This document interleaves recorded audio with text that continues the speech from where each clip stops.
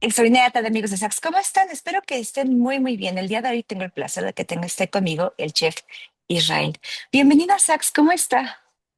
Muy bien, muy bien. Muchas gracias por la invitación. Muy contento de andar por acá con ustedes platicando. Perfecto, pues déjenme les platico un poquito del antecedente porque conozco al chef Israel. Fuimos a un festival de flamenco al estado de Querétaro y yo creo que una de las cosas que más me llamaron la atención, chef, y que por eso pensé en hacerle la invitación, es el gran conocimiento que tiene sobre la comida. Ese día nos platicó mucho sobre la comida queretana. Y obviamente, pero también entiendo que usted lleva ya muchos años explorando y siendo autodidacta en la comida en general en México, tratando de recuperar obviamente sus sabores de una forma tradicional, pero sin perder también la modernidad. Y antes de Claro. irnos al chisme completo sobre la comida y los sabores mexicanos, me encantaría saber cuál es su comida favorita. Es una pregunta que siempre hago a quien me acompaña y en usted me da más curiosidad. Pues fíjate que mi comida favorita es la comida de casa.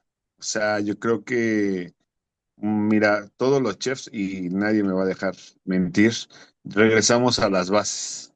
No puedes decir que te gusta la cocina, no sé, de un restaurante de alto nivel, o te gusta la cocina molecular, o te gusta esto, pero al final todos regresamos a las bases. Porque todos fuimos niños, todos tuvimos algún familiar, alguna mamá, alguna abuelita, algún papá, alguien en la familia que cocinaba, y esos sabores pues al final nunca se olvidan, ¿no? Y para un cocinero creo que no hay nada más reconfortante que después de un día de trabajo, de un día de arduo trabajo, llegues a tu casa, te sientes y comas tan a gusto en el calor de tu hogar, que realmente la cocina, mucha gente cree que los cocineros comemos de lo mejor y tomamos de lo mejor. Y la verdad es que no se equivocan, sí es cierto, pero la cuestión aquí es que pues no comemos de una manera ordenada, comemos cuando podemos y cuando se puede, no cuando se quiere, ¿no? Entonces, pues y tienes que comer algunas veces parado, rápido, o sea, puedes dar el gusto de sentarte, ¿no? Y estando en casa pues esta cuestión de estar en tu lugar, pues se puede decir hasta cierto punto de seguridad, sentado, a lo mejor yo en mi caso personal con mi mujer y con mis hijos comiendo aquí en la casa, yo creo que es algo que no tiene precio. Sí, definitivamente. Y me da mucho gusto que lo lleve a la parte de los sabores y de cómo nos enlazamos a también. Creo que en México somos muy tendientes a ver la comida como parte de nuestra cultura y nuestra convivencia. Pero, ¿qué es lo que más le gusta comer en casa? O sea, ¿qué es lo que usted prepara que dices de mis cosas favoritas que nunca me canso de comer en casa? Fíjate que hay un guiso que mi abuela, que en paz descanse, nos enseñó a la mayoría de la familia, Lo que es un lamento. guiso que ella hacía cuando era alguna cuestión, alguna festividad y eso. Hacía una cola de res en adobo. No sé si has probado la cola de res o el rabo del toro, como le dicen los españoles, en adobo, que era una salsa de chile ancho con un poco de vinagre y eso. Ese rabo, inclusive yo cuando me voy así por temporadas medianamente largas fuera de México, regreso y es lo primero que me prepara mi mujer cuando regreso. Y es un plato que pues a mí me encanta, mi mujer también ya lo domina muy bien y en la familia es un plato como muy clásico, ¿no?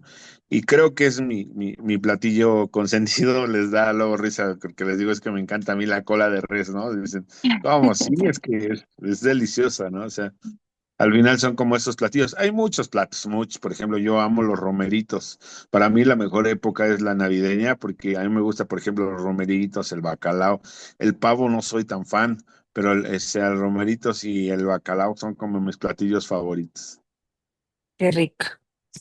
Y bueno, ahorita que les decía esta parte creo que en México siempre relacionamos nuestra convivencia familiar con la comida. O sea, creo que los sabores en México están muy relacionados en este sentido de la unión, de la familia, de la sobremesa, incluso las abuelitas nos nutrían a través de la comida, ¿no? Las mamás también. Mi mamá todavía era de las mujeres que cocinaba en casa y yo era feliz de regresar de la escuela. ¿Por qué la afición de dedicarte a ser chef? Pues mira, cuando yo era niño, mi mamá falleció cuando yo iba a cumplir la edad de 5 años Lo y me fui a lamento. vivir a casa de mi abuelita. Y como tú dices, mi abuelita era de esas mujeres chapadas a la antigua, ¿no? Y todos sus hijos tenían que saber hacer las labores del hogar, que era cocinar, barrer, trapear, planchar ropa, hacer qué hacer, pues todas las labores de la casa, ¿no? Entonces, pues bueno, pues al final yo pasé a ser un hijo más de mi abuelita y pues yo crecí con esa educación y cuando pues empecé a cocinar con ella, pues limpiando tomates, ajo, cebollas, haciendo las primeras salsas y eso me empezó a gustar. Me empezó a gustar y empecé a tener cierta afinidad con la cocina y hay algo muy curioso que es como el alimento del cocinero. Nosotros los cocineros nos alimentamos del gusto por nuestra comida. O sea, cuando alguien come un platillo tuyo o algo que tú preparaste y que le gusta y te lo hace saber, yo creo que ese es el pago más grande que puede tener un esfuerzo, en este caso un trabajo como lo es cocinar. Yo creo que es el mejor pago que te pueden dar, independientemente de la cuestión económica, que a la gente le guste tu comida es algo que te reconforta el alma. Ujú. Sí, definitivamente. Y esa ocasión platicaba cuando estábamos ahí durante la explicación y estabas explicando un poco de las regiones en Querétaro y de cómo obviamente tú rescatas estos alimentos y lo llevas a uno solo mejor como más cotidiano. Pero algo que me llamó mucho la atención es que uno de los guisos que nos platicaste no sé si sean guisos como tal, era uno que está relacionado también con la religión, ¿no? Entonces me hizo pensar mucho, me quedé con la idea de la comida está viva, ¿no? O sea, son sabores que están en fusión, en crecimiento todo el tiempo. ¿Cómo ves tú esta parte de la evolución de la comida y cómo te gustaría participar en eso? Pues mira, yo creo que hay un punto muy importante. La cocina mexicana de todo el país, o sea, incluido Querétaro, lleva 500 años de evolución, ¿no? La Ujú. gran cocina mexicana que hoy conocemos tuvo un choque de dos culturas muy importantes y estas dos culturas, cada una, principalmente la cultura europea, tiene mucha influencia de otras partes del mundo, ¿no? Principalmente cocina asiática. Entonces, este choque de culturas y en este caso, mime- ¿cómo se puede decir? O sea, sí, esta conjunción de sabores, de técnicas, de costumbres alimenticias y eso pues, lograron hacer esta gran cocina mexicana. Entonces, yo desde mi perspectiva es la cocina mexicana tal cual, con estos 500 años de evolución que tiene que conservarse, tiene que en este caso seguirse transmitiendo a las nuevas generaciones, se tiene que seguir difundiendo y tenemos que hacer este hábito de todo lo que representa una alimentación desde la perspectiva de las familias mexicanas. La cocina de México no fue hecha por hombres, fue hecha por las grandes mujeres de México. O sea, como, no como en Europa o como en otras partes del mundo, que la cocina fue hecha por hombres, no. Definitivamente acá en México la cocina fue hecha por las grandes mujeres. Entonces, yo pensaría que todo lo que ya está hecho, estos 500 años de evolución, se tienen que quedar tal cual, se tienen que preservar y se tienen que transmitir. Ahora, nosotros como nuevas generaciones, entre comillas, porque ya no estoy yo tan chavo, pero estas nuevas generaciones que vienen, tienen que trabajar en utilizar esos ingredientes que utilizábamos en otras recetas con otros platillos para crear nuevos platos de cocina contemporánea, ya si quieres con otro tipo de técnicas más europeas, un poco más de vanguardia y este tipo de cosas, perdón. Pero ahora a nosotros nos toca hacer ese tipo de platillos, pero no deteriorar algo que ya está hecho, algo que ya ha evolucionado y qué es lo que es, ¿no? Por ejemplo, un ejemplo muy claro. El otro día un amigo que andaba en este rollo de cocina creativa. Dice, es que hice una deconstrucción del chile en nogada. Es que hice un polvo de chile poblano, hice una esferificación de granada y hice una espuma de nogada y no sé qué. Y si tú lo pruebas todo en conjunto, sabe a chile en nogada, ¿no? Le dije, pues eso qué tiene de creativo. O sea, un chile en nogada es perfecto tal cual. No necesitas esferificar porque pues, la naturaleza es tan sabia que las granadas son pequeñas burbujas esferificadas de manera natural, que hacen lo mismo que una esferificación que tú haces por un medio de un proceso químico. Esto es de manera natural y tiene el mismo efecto. Entonces, esas son las cosas o las aberraciones que yo estoy en contra, ¿no? O sea, si tú quieres hacer un plato nuevo, hazlo. Utiliza ingredientes, utiliza técnicas y eso, y crea platillos nuevos, a lo mejor de estas cuestión de cocina un poquito ya contemporáneas, pero lo que ya está hecho, lo que ya está perfeccionado durante todos esos años te tiene que quedar tal cual. Me encanta esto que mencionas porque una de las cosas que más platicamos aquí en la revista en ocasiones es sobre la creatividad. y cómo los artistas y la gente que tiene estas profesiones más creativas, valga la redundancia, lo mantienen vivo. Y ahorita que lo dices me encanta porque a veces podríamos pensar que la creatividad es algo que no se aplica en la cocina. ¿Tú cómo dirías que se vive la creatividad dentro de la cocina? Híjole, pues es que no hay cocina si no hay creatividad. O Ok. sea, la realidad es que la cocina y la creatividad es uno mismo. O sea, imagínate la creatividad que tiene que tener una ama de casa para poder cocinar a su familia y a sus hijos diario. O sea, imagínate, eso es en nivel de hogar, imagínate en un restaurante, ¿no? En un restaurante, si tú tienes clientes repetitivos, tienes que estar innovando y creando nuevas cosas para que la gente vaya, para ellos sea atractivo y tengan una cuestión por qué regresar o alguien por descubrir algo diferente o nuevo, ¿no? El otro día, en uno de los restaurantes que tenemos, nosotros vendemos, nuestro mayor platillo que vendemos son chilaquiles. Pero nosotros servimos chilaquiles diferentes a los que se sirven en la casa, porque, por ejemplo, hacemos unos chilaquiles con una salsa de cacahuate, con guajillo, los servimos con crema, queso, pollo desmenuzado y plátano macho frito. Son chilaquiles, los cuales te puedes comer en tu casa, pero están servidos de una manera diferente. Y lo que les digo a los chavos es, ¿saben qué hace diferente la cocina de la casa a la cocina de un restaurante? Primero es la presentación y la creatividad de los platillos. Eso es lo que hace la diferencia. Al final la gente cuando viene a un lugar de estos va a querer comer chilaquiles, sí, pero no se va a comer los chilaquiles que normalmente le hacen en su casa, los de salsa verde con huevito, con pollo. Nosotros tenemos que trabajar en ver cómo lo podemos hacer de una forma más creativa para que el cliente sea más atractivo, porque aparte va a pagar por ellos y no va a pagar lo mismo que le cuesta en su casa, va a pagar 3 o 4 veces más de lo que le cuesta en su casa. Entonces, esa es como parte de la creatividad en cocina, tiene que estar en el día a día. Creo que es la parte que nosotros tenemos que trabajar muchísimo, tanto para atender a nuestros comensales como también tener una motivación. Si nosotros caemos en una monotonía de hacer siempre, siempre, siempre lo mismo, vas a llegar a un punto donde te vas a fastidiar. Entonces, es por eso muy importante esto, ¿no? Que tenemos que trabajar sobre esta creatividad. Me encanta. Y pensando en esto, en el ámbito restaurantero, entiendo que es un ámbito súper crudo, por lo mismo, porque tienes que estar siempre al día, incluso los insumos, si no lo vendes en el momento, si no lo distribuyes, pues se van perdiendo y puede ser complicado. ¿Cuál ha sido el reto más fuerte que has tenido que enfrentarte en el mundo restaurantero? Pues yo creo que la pandemia, creo que muchos coincidimos en eso. Retos ha habido muchísimos. Creo que la pandemia fue un momento complejo. En mi cuestión personal fue un momento extremadamente complejo porque, bueno, pues yo trabajé 23 años de mi vida para diferentes empresas y hoteles, ¿no? Yo esto trabajé hasta el 2019 y en enero del 2019 decido independizarme y empezar con mis proyectos. Y pues voy iniciando con los proyectos y 2019 termino y en marzo del 2020 pues se viene la pandemia, ¿no?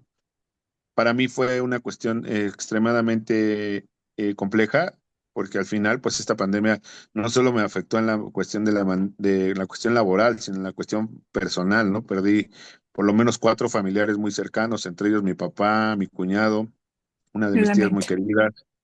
Entonces fue, imagínate, pues el negocio que recién acababa yo de emprender, pues estaba cayendo en pedazos.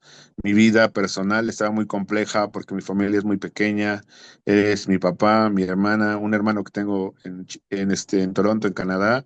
Y la realidad que, pues, imagínate, pues éramos 3 hombres en la casa.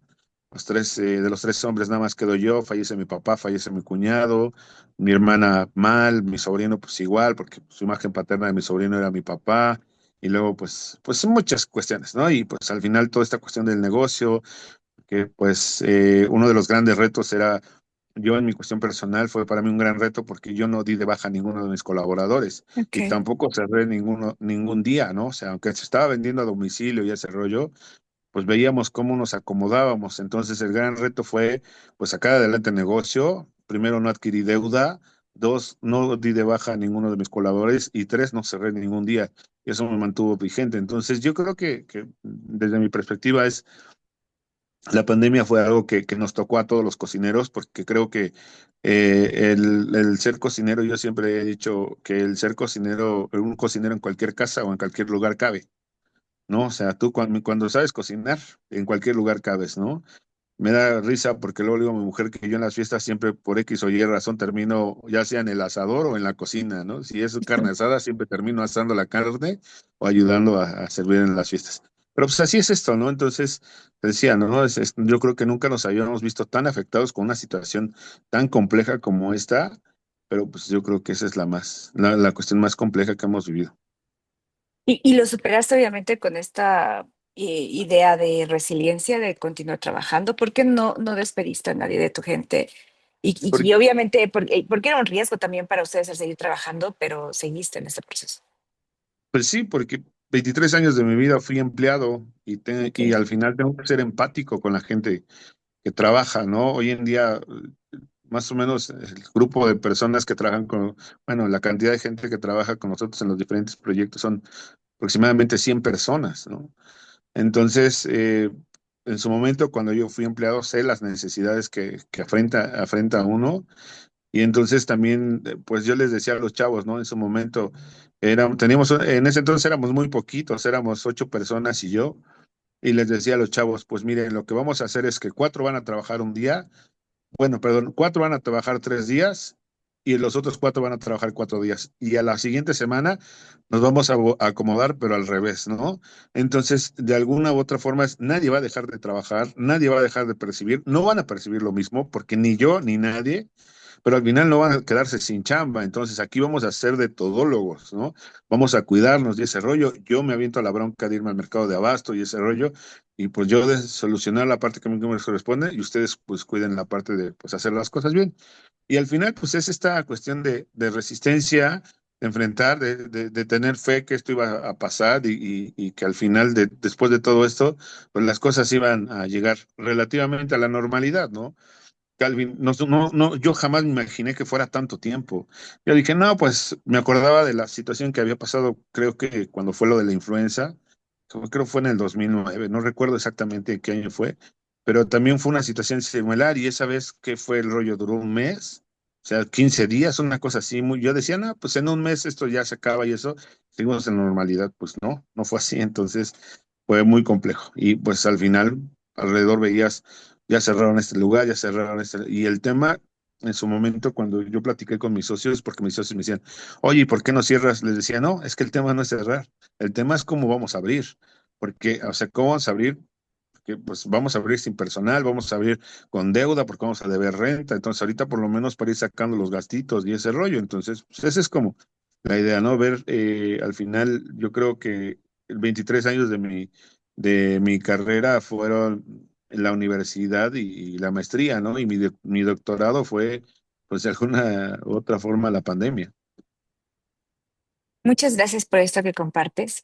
Y me lleva a la idea ahorita que dices, bueno, estuviste primero trabajando para otra gente y ahora tienes tu propio proyecto.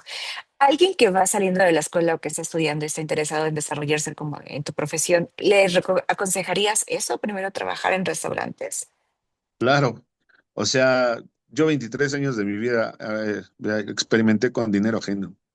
O Ok. sea, la realidad es que hoy en día la sigo regando porque somos seres humanos, seguimos cometiendo errores, pero pues ya traes un bagaje de experiencia, de cosas que ya te pasaron, que al final sabes que si vas por ese camino, pues qué te puedes encontrar, ¿no? Entonces yo creo que el peor error que puede cometer una persona que sale de la universidad es invertir su dinero o invertir dinero de sus padres o de su familia para poder tener un negocio. Tienes que caminar, tienes que enfrentarte y aparte de eso, o sea, la realidad es que para poder mandar, tienes que saber ser empleado y para saber dar órdenes, tienes que saber hacer las cosas, ¿no? Y en mi cuestión personal, pues, yo empecé lavando y así lavando platos. Yo no tengo una licenciatura como tal. Yo me formé trabajando en las cocinas y al final, final de mi carrera, fui director de alimentos y bebidas de una cadena hotelera y después al final fui gerente de alimentos y bebidas de un hotel, pero pues esa es como la cuestión, ¿no? El estar sobre esta dinámica de trabajar para agarrar experiencia, para poder entender cómo funcionan los negocios, para poder tener un jefe que en un momento determinado te esté llamando la atención y que en este caso tú también aprendas a hacer las cosas para cuando te toque ordenar, pues en este caso puedas dar el ejemplo, ¿no? Porque ha pasado en muchas ocasiones que salen los chavos de la escuela y le dicen, oye, esto está sucio, ok, enséñame cómo se limpia. Pues ni ellos saben, ¿no? Entonces, pues al final es como empezar Entiendo que pagan una colegiatura muy cara y entiendo que en las escuelas les dicen que cuando ellos salgan, lo menos que pueden ganar es lo que pagaban de colegiatura, que esa es una mentira aberrante. La realidad es que todos los chavos salen como licenciados en gastronomía, ninguno como chef.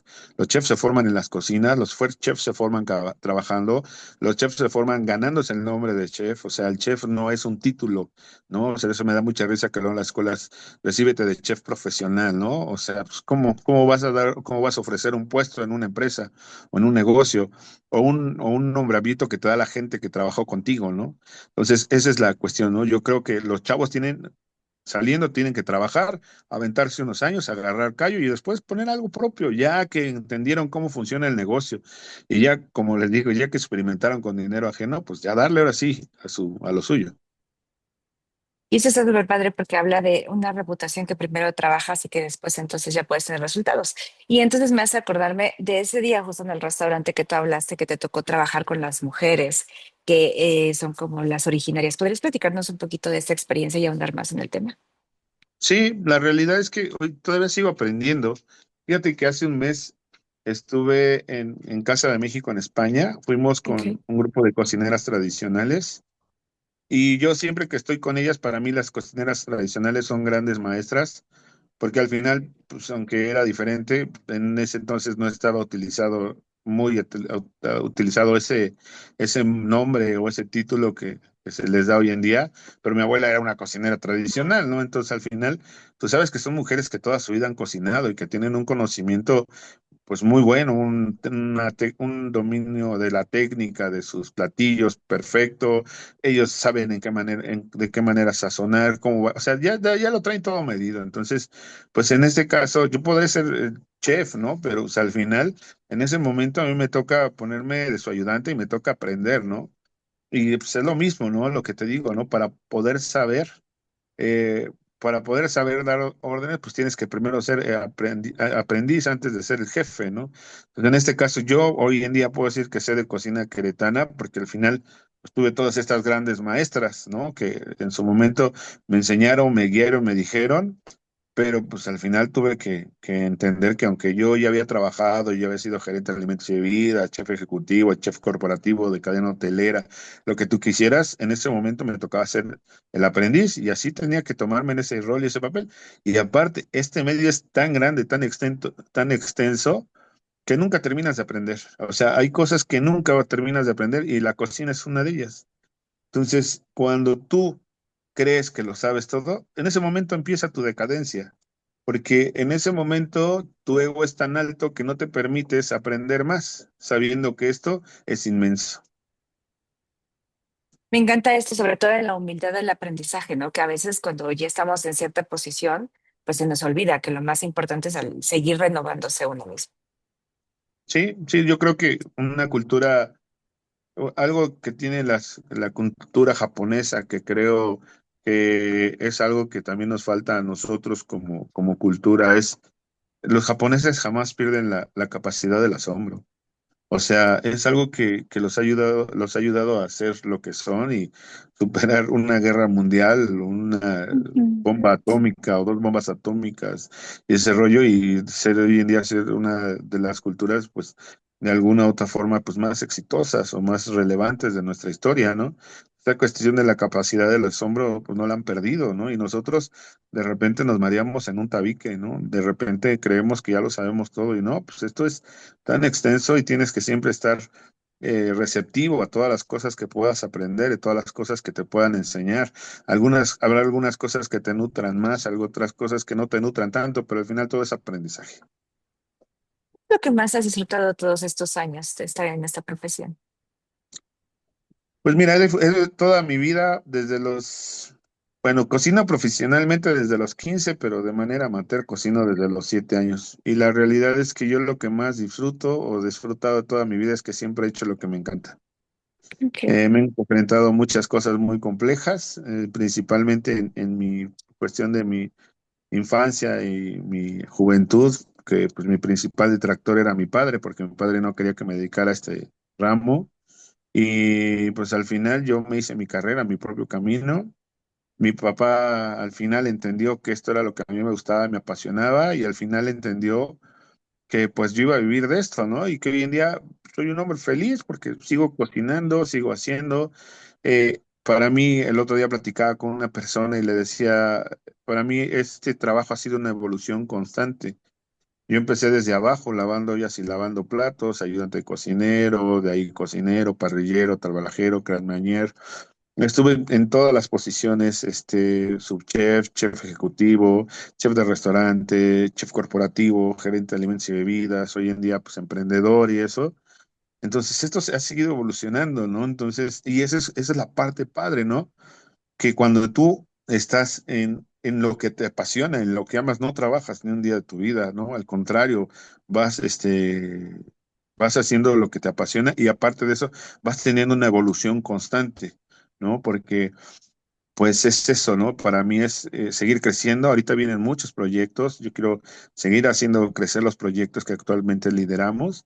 Y pues yo le decía el otro día a uno de los chavos, yo ahorita estoy formando un equipo para que el día de mañana yo ya me pueda retirar y estar un poquito más enfocado en otra perspectiva diferente, viendo en cómo hacemos crecer más los negocios y esta cuestión, pero pues es una evolución constante.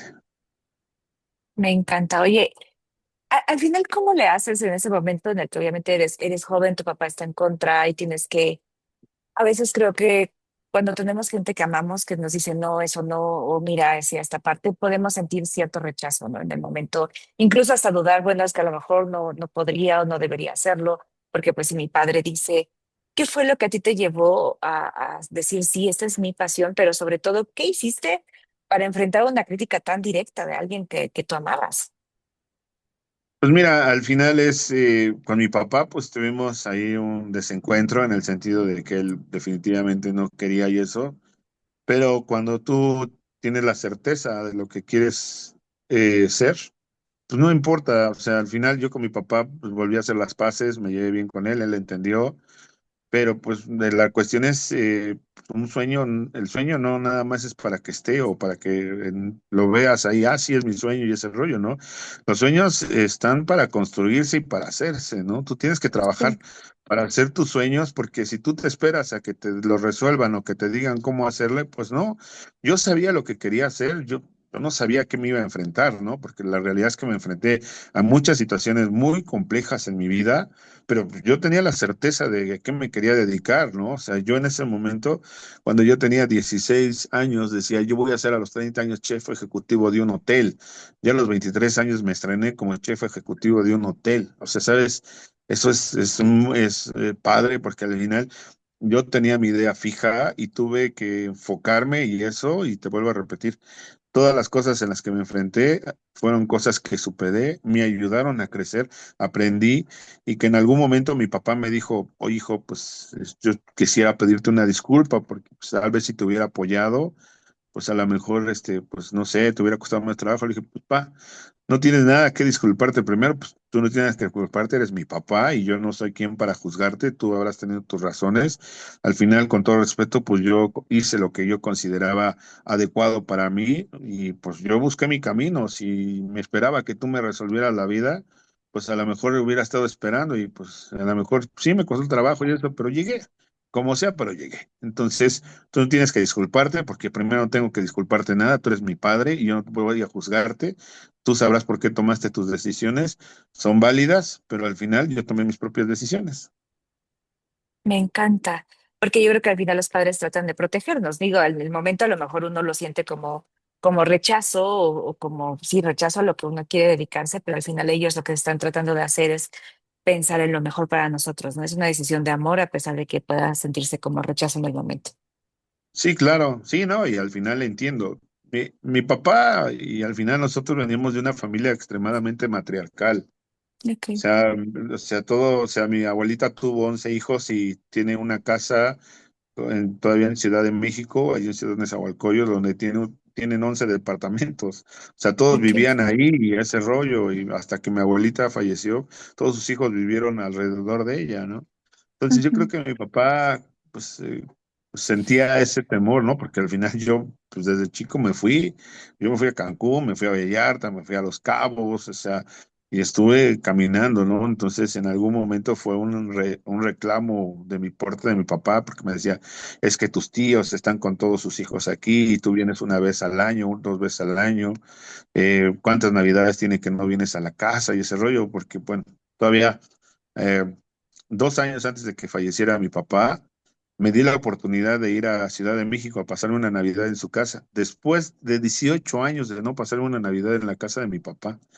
Y la realidad es que ese año tomé la decisión, porque dije, no, este año tengo que ir con mi papá, y me voy con mi papá. Y al año siguiente me volví a ir con mi papá, y al año siguiente falleció. Y pues la verdad es que qué bueno que tomé esa decisión, ¿no? Porque, te digo, 18 años sin pasar una Navidad son el tipo de sacrificios que haces, ¿no? Pero la verdad, tuve el tiempo, pues, para poder estar todavía un tiempo con mi familia. Me da mucho gusto que hayas tenido la oportunidad. ¿Y lo ha valido a pesar de los sacrificios, Israel? Sí, no, ha valido muchísimo. O sea, Ok. el viernes me pasó algo padrísimo, que no sé, digo, no sé si ya hayas visto mis redes sociales y eso. El viernes tuve la visita de mi ídolo profesional, porque creo que también como chefs debemos de tener, o como profesionales tenemos que tener un ídolo, y mi ídolo es el chef Carlos Gaitán. Carlos Gaitán es un chef que se fue desde muy joven a Estados Unidos de ilegal, empezó lavando ya y lavando platos, después puso su primer restaurante, nos contó la historia de cómo fue que se enteró que obtuvo su primera estrella Michelin, el primer mexicano, el primer latino en obtener una estrella Michelin fue el chef Carlos Gaitán, ¿no? Acaba de tener su segunda en Ja, y para mí yo tenía muchas ganas de conocerlo y hace 2 años fui invitado al Festival Vida y Muerte en Xcaret, en el restaurante que tiene su firma, en el Ja, y cociné ahí y no coincidí con él. Y el año pasado me invitaron al México Week a Chicago, en su restaurante, que es el Zuco, que está allá en Chicago, el centro de Chicago, y tampoco coincidí con él y yo, "Oh". O sea, y resulta que el viernes vino acá y, pues, me mandaron mensaje que querían comer conmigo y ese rollo.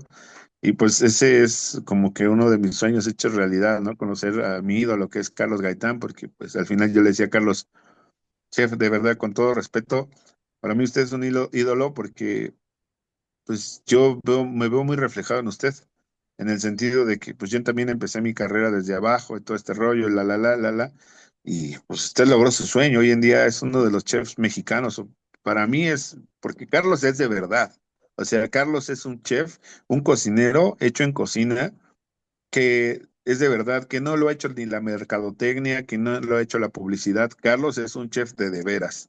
Entonces, el conocerlo para mí fue algo padrísimo y es de esas cosas me han pasado muchísimas, ¿no?